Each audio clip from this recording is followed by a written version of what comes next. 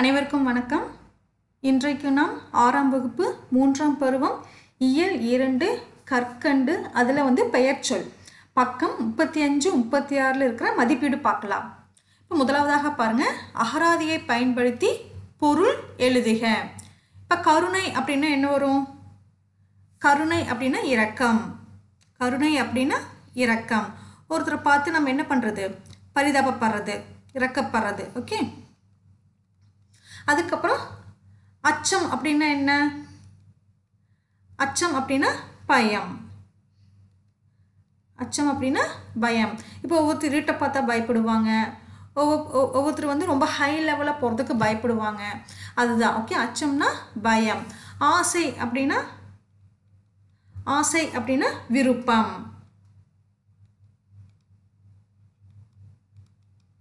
விருப்பம். எனக்கு மருத்துவர் ஆகணும் அப்படின்னு ரொம்ப ஆசை. அதே மாதிரி இன்னொருத்தர் சொல்லுவாங்க, நான் ஸ்போர்ட்ஸ்மேன் ஆகணும்னு ரொம்ப ஆசை. அது மாதிரி வரும். ஓகே. அதுக்கப்புறம் பாருங்க, கீழ்காணும் பெயர் சொற்களை அகர வரிசையில் எழுதுக. அகர வரிசைன்னு எப்படி எழுதுறது? முதல்ல உயிரெழுத்துகள் அதை முதல் எழுதிடுவோம். அதுக்கப்புறம் என்ன வரும்? உயிர்மை எழுத்துக்கள் வரிசையில் வரும். கா வரிசை வரும், ங, சா, அந்த வரிசையில் வர எழுத்துக்கள் எல்லாம் நம்ம அகர வரிசைப்படி எழுதணும். இப்போ உயிர் எழுத்துக்கள் அகர வரிசையில் எழுதிடலாமா? இப்போ ஆ எங்காச்சும் இருக்கான்னு பாருங்க. இல்லை. ஆ இருக்கா? இருக்கு. இதுதான் ஃபர்ஸ்ட் வரும். ஓகே. ஆசிரியர். அதுக்கப்புறம் ஈ இருக்கான்னு பாருங்க. ஈ இருக்கா? இல்லை. ஊ இருக்கான்னு பாருங்க. ஊ ஏ ஐ ஓ இருக்கா? இருக்கு. ஓனான்.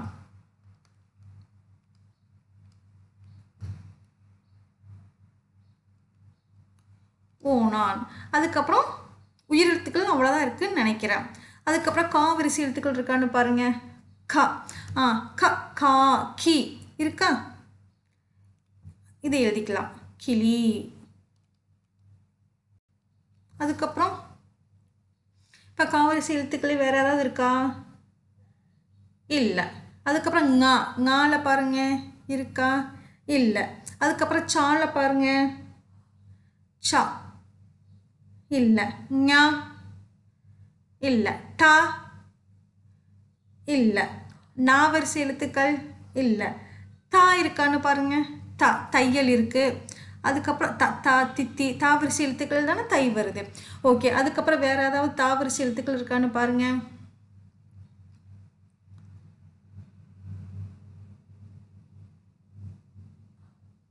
தேனி இருக்கா? தேனி. இதுல எது ஃபர்ஸ்ட் வரும்? தே வருமா, தை வருமா? தா தி தே தை. இந்த தேக்கு அப்புறம் தான் இந்த தை வரும். அப்புறம் ஃபர்ஸ்ட் தேனி எழுதிக்கலாமா நாம? தேனி. அதுக்கப்புறம் தையல். அதுக்கப்புறம் நா வரிசை எழுத்துக்கள் இருக்கா? நா இல்லை. அதுக்கப்புறம் பா வரிசை எழுத்துக்கள் இருக்கா? இருக்கு. பா வரிசை எழுத்துக்கள் இருக்கு. இங்க பா. இப்போ பா ஃபர்ஸ்ட் வருமா, பூ வருமா? பா தான் ஃபர்ஸ்ட் வரும். ஓகே. எழுதிக்கலாமா? பழம். அதுக்கப்புறம் பூனை. அதுக்கப்புறம் மாவரிசை எழுத்துக்கள் இருக்கான்னு பாருங்க.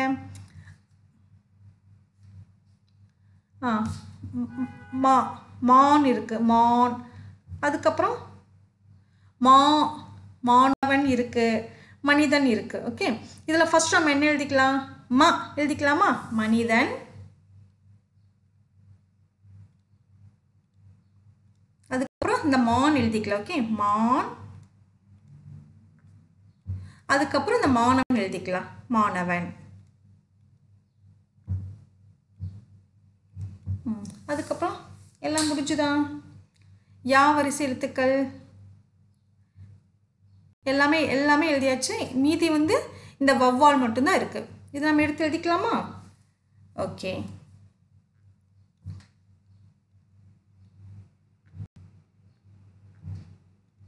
நம்ம இது மாதிரி தான் அகரவரிசைப்படி எழுதணும். ஓகே, அடுத்ததாக பாருங்க. பின்வரும் வாக்கியங்களில் உள்ள அறுவகை பெயர்களை எடுத்து எழுதுக. கைகள் இரண்டும் பிறர்க்கு உதவவே என சான்றோர் கருதினர். கைகள் இரண்டும், கைகள் இப்போ கை, கால், தலை, மூக்கு அதெல்லாம் வந்தால் நான் என்னென்னு சொல்லியிருக்கேன். நான் அதெல்லாம் வந்துச்சு அப்படின்னா சினை பெயர். ஓகே, அதெல்லாம் வந்துச்சுன்னா சினை பெயர்.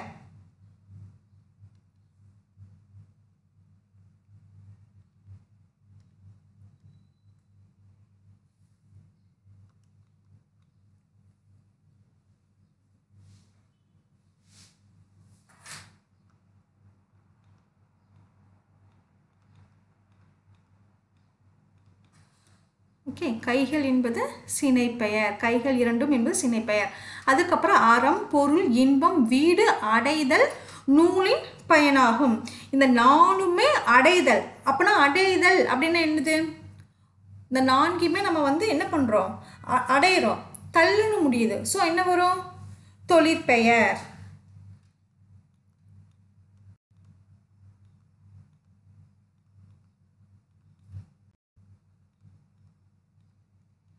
அதுக்கப்புறம் பாருங்க, அறிஞர்களுக்கு அழகு கற்றுணர்ந்து அடங்கல்.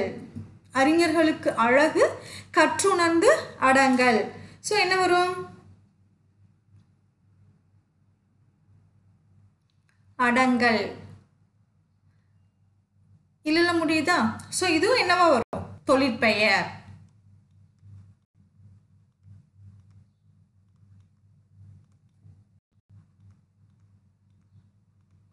இப்போ இந்த சான்றோர்லாம் இருக்குல்ல, இந்த சான்றோர், அறிஞர்கள் அதெல்லாம் வந்து நம்ம ஒரு பொருட்பெயர் அப்படின்னு கூட நம்ம எழுதிக்கலாம். ஓகே, இதில் வந்து முக்கியமானது அறிஞர்களுக்கு அழகு கற்றுணர்ந்து அடங்கல். இது எல்லாம் கற்றுணர்ந்து அடங்கல் அப்படின்னு ஒரு இதுக்குள்ளே வருது. அதனால் வந்து நம்ம முக்கியமானதை மட்டும் நம்ம எடுத்து எழுதிக்கலாம். தொழிற்பெயர். நீதி நூல் பயில் என்கிறார் பாரதியார். அப்படின்னா என்ன வரும்? நீதி நூல் அப்படிங்கிறது ஒரு புத்தகமா? புத்தகம் அப்படிங்கிறது பொருட்பெயர்.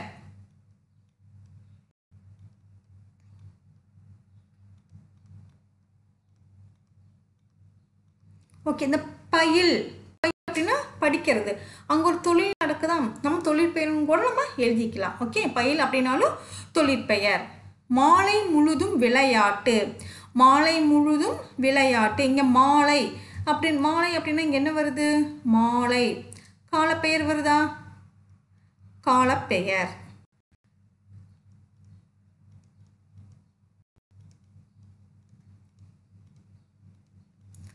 அன்பு நிறைய உடையவர்கள் மேலோர். அன்பு நிறைய உடையவர்கள் மேலோர். அப்படின்னா மேலோர் அப்படிங்கிறது ஒரு பொருட்பெயர்.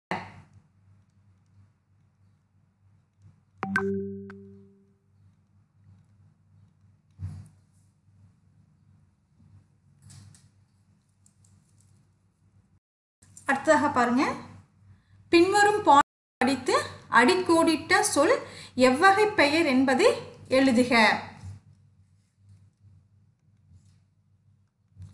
விடியலில் துயில் எழுந்தேன். துயில், விடியலில் துயில் எழுந்தேன் அப்படின்னா விடியல நேரத்தில் எந்திரிச்சு அப்படின்னு வருதா? அப்படின்னா துயில் அப்படிங்கிறது என்னது? காலப்பெயர்.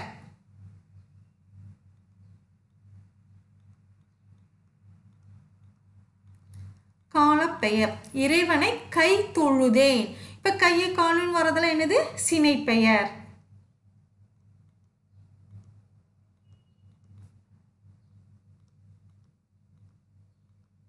ஓகே, புகழ் பூத்த மதுரைக்கு சென்றேன். இப்ப மதுரைங்கிறது ஒரு ஊரா? அப்படின்னா என்ன வரும்? இடப்பெயர்.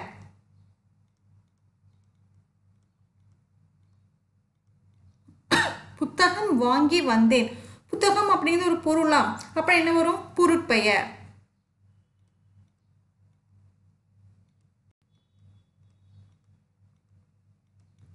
அதுக்கப்புறம் கற்றலை தொடர்வோம் இனி. கற்றலை தொடர்வோம் இனி. கற்றல் அப்புறம் என்ன நடக்குது? தொழில். தொழிற்பெயர்.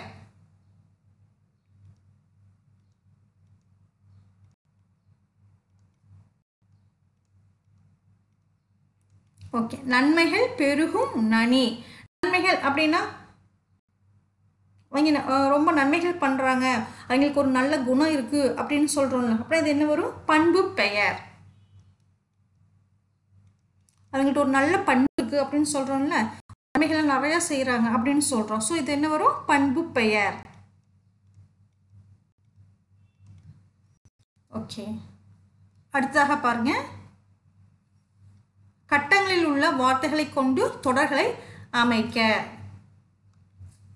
வெல்லும் கேளிர் தீதும் வாரா நன்றும் யாவரும் யாதும் ஊரே பிறர் தர வாய்மையே. என்ன எழுதலாம்? எங்கேயோ இதெல்லாம் அந்த சொற்கள்லாம் கேள்விப்பட்ட மாதிரி இருக்குல்ல? ஆமாம். வெல்லும் கேளிர் தீதும் வாரா யாதும் ஊரே யாதும் ஊரே யாவரும் கேளிர் எழுதிக்கலாமா? இதோ தொடர் அமைதா? ஓகே, யாதும் ஊரே யாதும் ஊரே யாவரும் யாவரும் கேளீர்.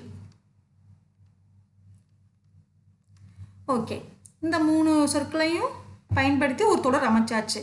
மீதி இருக்கிறது வெல்லும் தீதும் வாரா. தீதும் நன்றும் தீதும் தீதும் நன்றும் பிறர் தர வாரா. ஒரு தொடர் நம்மளுக்கு தெரியுமா? அதை எழுதிக்கலாமா? ஓகே, தீதும் நன்றும் பிறர் தர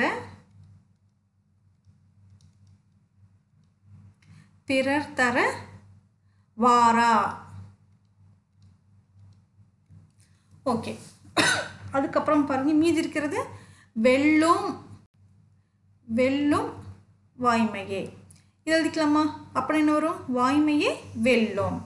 இது ஒரு தொடர் அமையுது.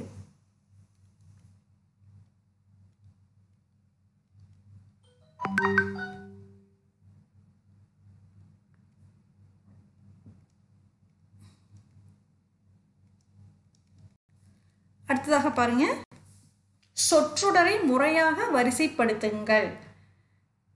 சிறைக்கோட்டத்தை அறக்கோட்டமாக மாற்றுமாறு மன்னனிடம் வேண்டினாள். மணிமேகலை மணி பல்லவ தீவிற்கு சென்றாள். சிறைச்சாலைக்கு சென்று உணவிட்டாள். அமுத சுரபியை பெற்றாள். ஆதிரையிடம் சென்று முதல் உணவை பெற்றாள். இது ஒரு தொடரா, ஒரு கதையா இது? அப்படின்னா ஃபஸ்ட்டு என்ன வரும்? மணிமேகலை முதல்ல எங்கே போனாங்க? மணி பல்லவ தீவிற்கு சென்றாள். அப்படின்னா இதுதான் ஃபஸ்ட்டு வரும். ஓகே, இங்கே பாருங்கள், முதல் படம் இதுதான் இது மணி பல்லவ தீவு. அதுக்கப்புறம் என்ன பண்ணாங்க மணிமேகலை?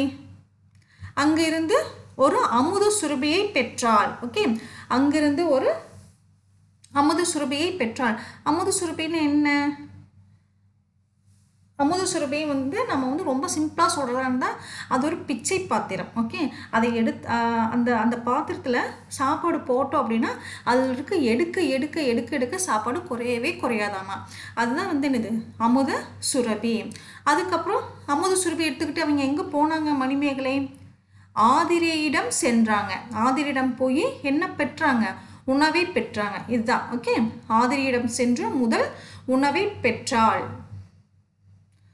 இது மூணாவது. அதுக்கப்புறம் என்ன பண்ணாங்க மணிமேகலை? அங்கே இருக்கிறவங்க எல்லாத்துக்கும் உணவிட்டாங்க. ஓகே, அப்படின்னா இது வரும் சிறைச்சாலைக்கு சென்று உணவிட்டாள். அதுக்கப்புறம் என்ன பண்ணாங்க?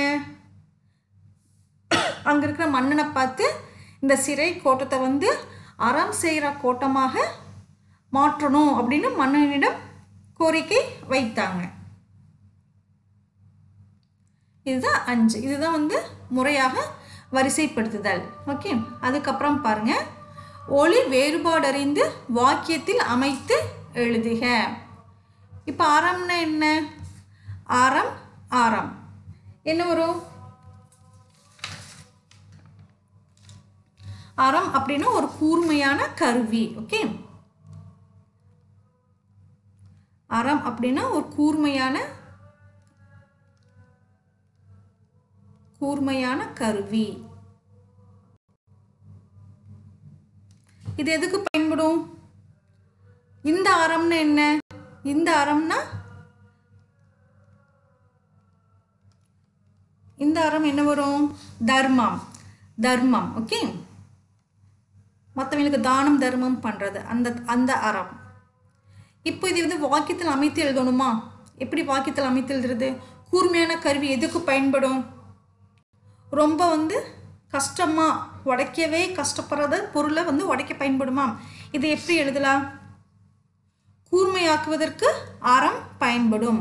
பொருட்களை கூர்மையாக்குவதற்கு ஆரம் பயன்படும்.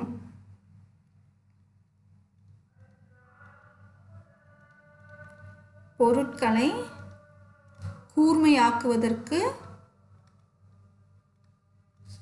கூர்மையாக்குவதற்கு ஆரம் பயன்படும்.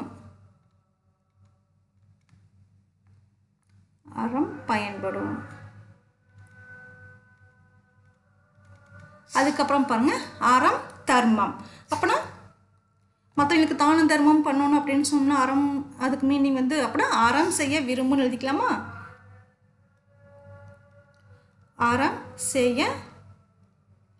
அறம் செய்ய விரும்பு. அதுக்கப்புறம் பாருங்க, இரண்டாவதாக பாருங்க, மனம். மனம், இந்த மனம், இந்த என்னது? மனம். மனம் அப்படின்னா உள்ளம். மனம் அப்படின்னா உள்ளம். இந்த வந்துச்சுன்னா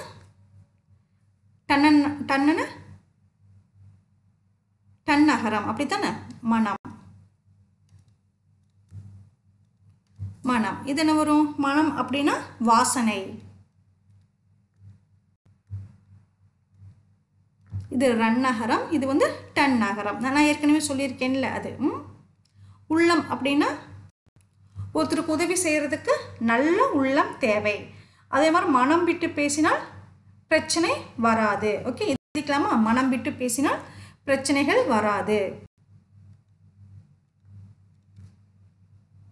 மனம் விட்டு பேசினால் பிரச்சனைகள் வராது.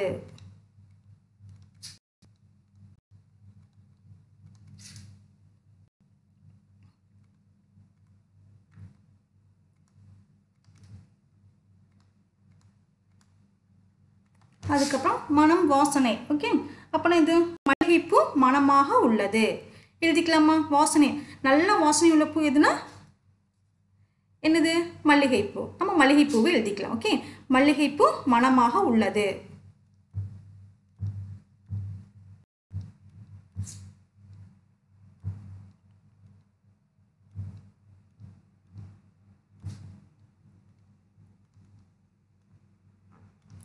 அடுத்ததாக பாருங்க, இருபொருள் தருக.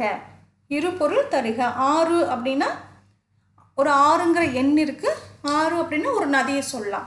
அதே மாதிரி திங்கள் அப்படின்னா, திங்கள்னா ஒரு கிழமையா? திங்கள் அப்படின்னா ஒரு கிழமை. திங்கட்கிழமை அப்படிங்கிறோம்ல, அதான் கிழமை. இன்னொன்று நம்ம என்ன சொல்லலாம்? மாதம். திங்கள்னா மாதம் கூட சொல்லலாம், மாதம். அதுக்கப்புறம் இந்த ஓடு. ஓடு அப்படின்னா என்ன? ஓடுனா சீக்கிரமா ஓடு அப்படிங்கிறோம்ல, அந்த ஓடுதல். ஓகே, ஓடுதல். இன்னொரு ஓடு நம்ம என்ன சொல்லலாம்? வீட்டின் கூரையில போற ஓடு சொல்லுவோமா? வீட்டின் கூரை.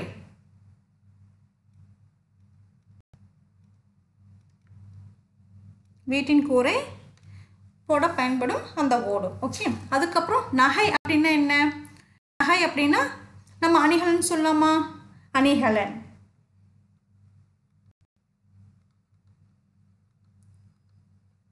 தங்கம், நகை, அணிகலன் அப்படின்னு சொல்லலாம். ஓகே, தங்கம் மட்டும் வராது, எல்லாமே வரும். இப்போ நம்ம உடம்புல என்னென்ன போகிறோமோ அது எல்லாமே அணிகலன் தான். தங்கம் மட்டும் ஸ்பெசிஃபிக்காக வராது. ஓகே, இப்போ நகை அப்படின்னா சிரிப்புன்னு கூட சொல்லலாமா? சிரிப்பு.